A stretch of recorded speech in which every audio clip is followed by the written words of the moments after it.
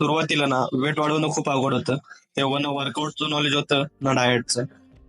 पण एक दिवस माझा मित्र माझ्यावर हसला, कारण की त्याची तेव्हा थोडीफार बॉडी होती आणि माझं काय फक्त ऍप्स घेऊन फिरायचो. चेस्टच्या नावावर बरकड्या दिसायच्या.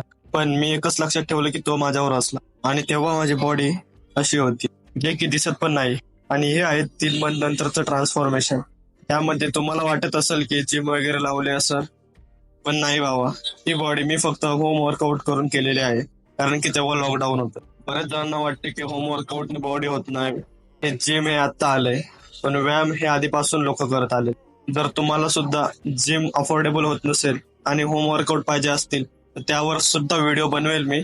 तर ह्या ट्रान्सफॉर्मेशन मध्ये मी डाएट काय केलं, फक्त सकाळी गव्हाचा चीक आणि दुपारी 3 उकडलेले बटाटे आणि बाकी घरचं जेवण. काय कळतं तेव्हा काय कार्ब्स काय प्रोटीन हे खाल्ल्याने वेट वाढतं एवढं माहिती होतं. त्या 3 मंथ मध्ये मी माझा 6 किलो वजन गेन केलं, 43 पासून 52 पर्यंत. त्यानंतर आता माझं वेट आहे 64 kg.